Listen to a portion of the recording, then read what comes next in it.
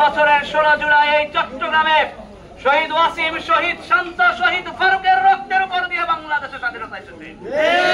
আপনারা সাক্ষী কি করে আমাদের ভাইদেরকে রাজপথে নির্বিচারে গুলি করে হত্যা করা হয়েছে। নিরীহ নির্দোষ মানুষদেরকে হেলিকপ্টার থেকে গুলি করে রাজপথে আইন শৃঙ্খলা বাহিনী গুলি করে হত্যা করে আমাদের কণ্ঠকে স্তব্ধ করে দিতে চেয়েছিল। কিন্তু আপনারা চট্টগ্রামবাসী লাল কার্ড দেখিয়েছিলেন হাসিনাকে।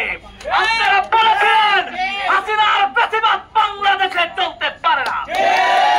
তার ফলশ্রুতিতে আজকের বাংলাদেশে এখানে এসে আমি কথা বলতে পারছি, আমরা কথা বলতে পারছি। জুলাইয়ে যে আমরাই পরিণত হয়েছিলাম, আমরা সবাই মিলে কোন দিকে তাকাই নাই, শুধু বাংলাদেশকে মুক্ত করার লক্ষ্যে নেমেছিলাম। আজকের এই বাংলাদেশকে চাঁদাবাজদের হাত থেকে, দুর্নীতিবাজদের হাত থেকে মুক্ত করতে হলে আবারও আমাদেরকে ঐক্যবদ্ধ হতে হবে। আপনারা জানেন প্রত্যাশিত পরিবর্তন আসে নাই। যে রক্তে ভেজেছে এই রাজপথ, যে জমিনে রক্তের দাগ লেগে যায়, সেই জমিন ওই রক্তের পক্ষেই কথা বলে। আমাদেরকে আমাদের ভাইদের বোনদের রক্তের দাবিতে, যে দাবির জন্য তারা জীবন দিয়েছিল, সেই দাবিতে রাজপথে অটল থাকার জন্য দৃঢ় প্রতিজ্ঞাবদ্ধ হতে হবে। আমরা বলেছি জুলাইয়ের ঘোষণাপত্র সনদ ছাড়া আমরা বাসায় ফিরছি না।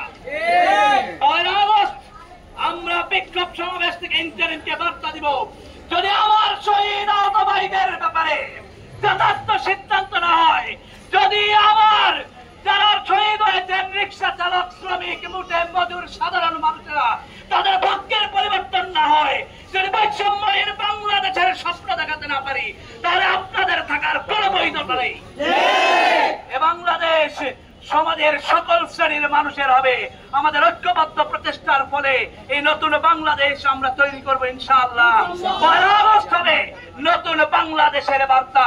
সে বার্তায়, সে যাত্রায় আপনাদেরকে সঙ্গী হিসেবে চাই। আজকের এই চট্টগ্রামের আয়োজনে চট্টগ্রামবাসীকে প্রাণের অন্তরের অন্তঃস্থল থেকে কৃতজ্ঞতা জানাই, ধন্যবাদ জানাই।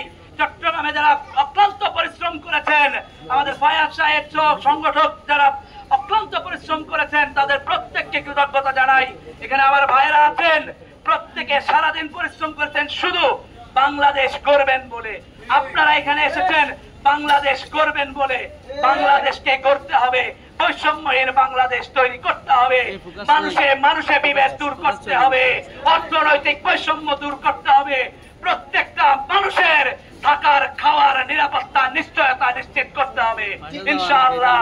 ইনকিলাব জিন্দাবাদ, বাংলাদেশ জিতবে, ইউনাইটেড পিপলস বাংলাদেশ, আপ বাংলাদেশ জিন্দাবাদ। আপনাদের সবাইকে আবারও কৃতজ্ঞতা জানিয়ে আজকের এই আয়োজন এখানে শেষ করছি। আসসালামু আলাইকুম।